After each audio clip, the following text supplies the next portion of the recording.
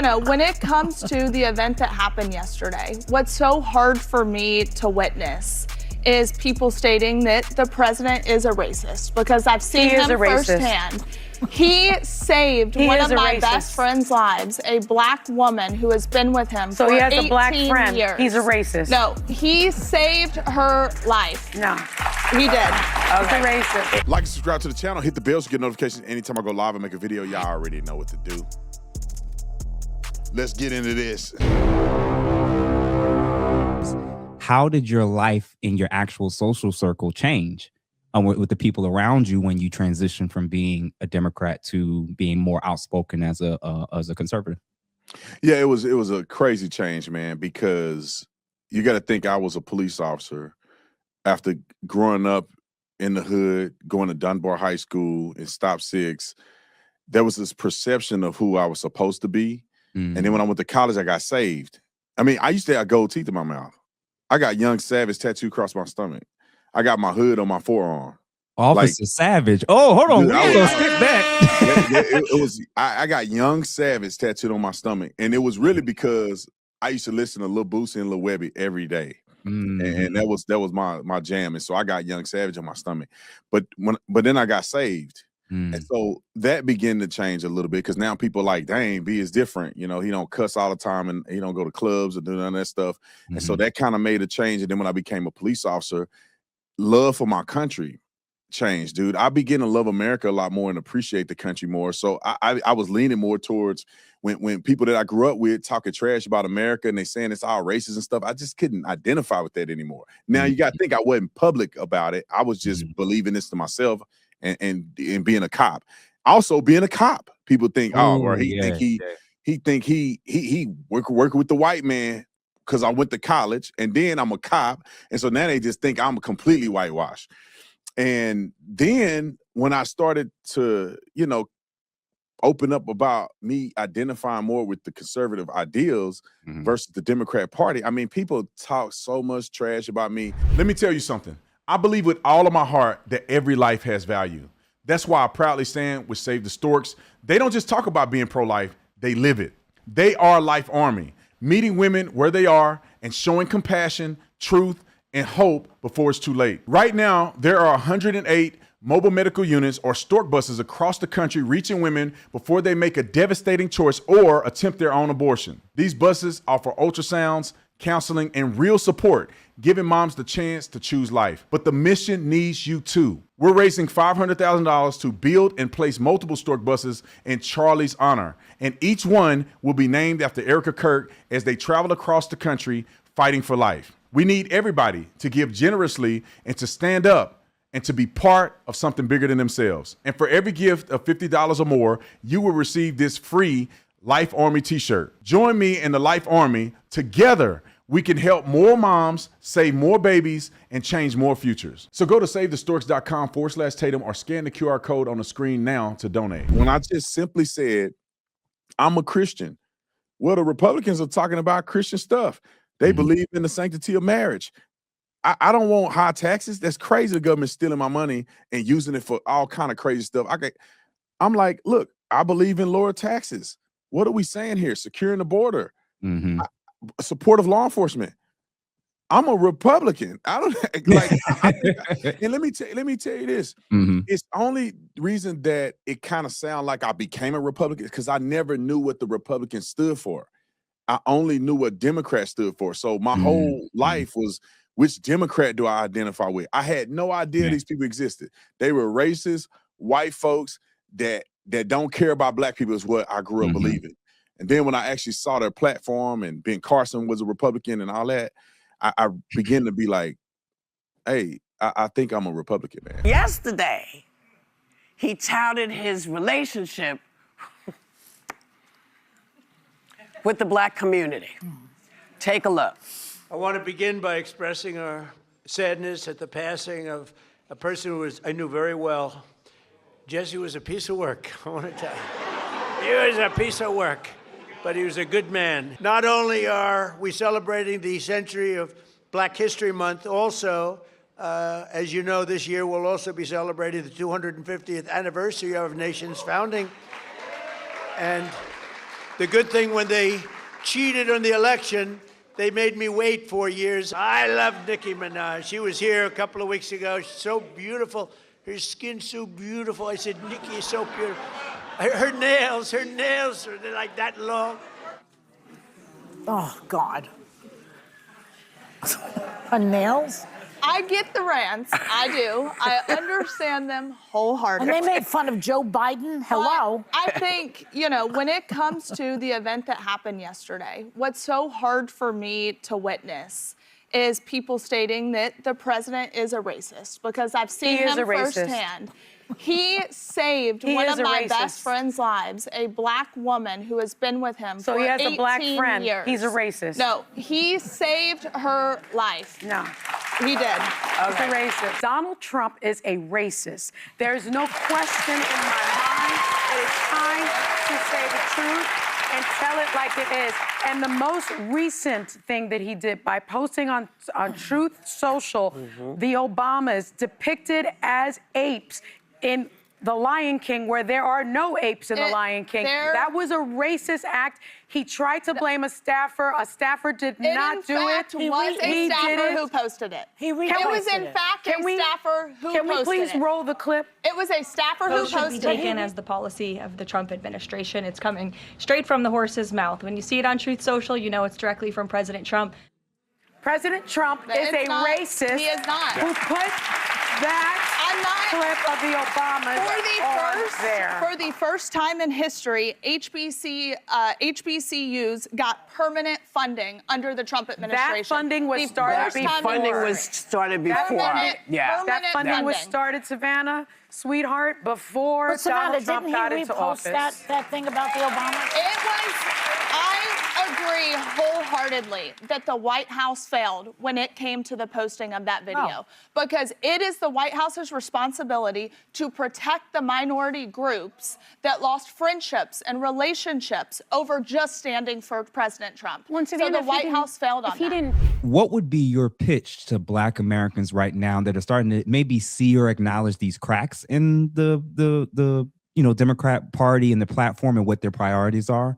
If they're seeing, because right now they've been shown like, hey, well, at least the Democrats acknowledge race. Our perspective growing up was Republicans don't care about Black people. They don't care about race. And then we were also taught that the Nick Fuentes and Richard Spencers and the other white or ethno-nationalists, that kind of is what represents all Republicans and all conservatives. What would be your pitch for anybody who's kind of standing on the fence and is just open to the possibility of learning more about what conservatism, libertarianism, or even just the Republican Party? Good question. I think most conservatives think that Richard Spencer and Nick Fuentes are idiots. I don't know many decent Republicans that are conservatives that think these guys make any sense. They're salacious. They say the outlandish things, and nobody's inviting them to speak nowhere. We don't like these fools. It's just like bad cops.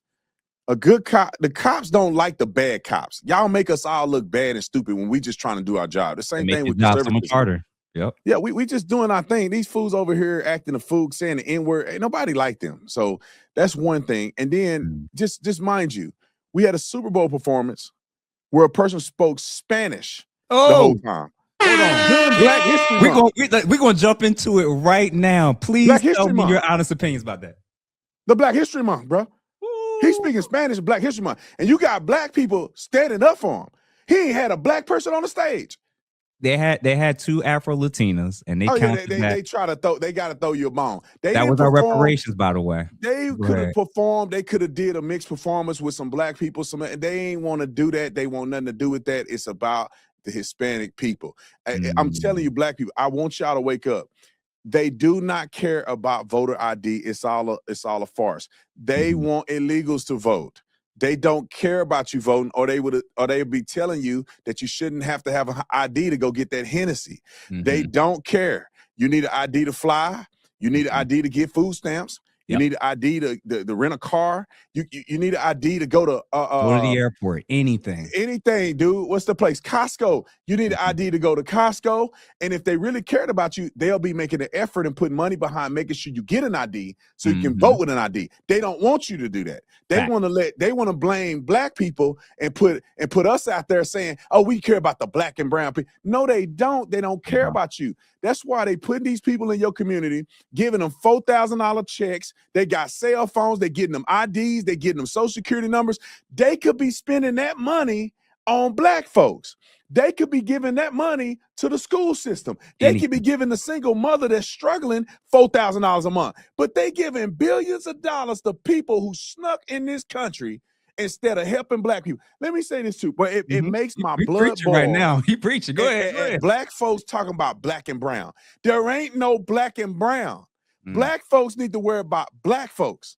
Quit trying to act like you worry about brown, because what they're doing is, and when let's make it real plain. American, black Americans, they keep convincing you to jump out there to vote. They're now telling you to fight ICE agents on the behalf of people who just got here yesterday, who's getting money they're not supposed to get, and keep coming to you and telling you they ain't got it.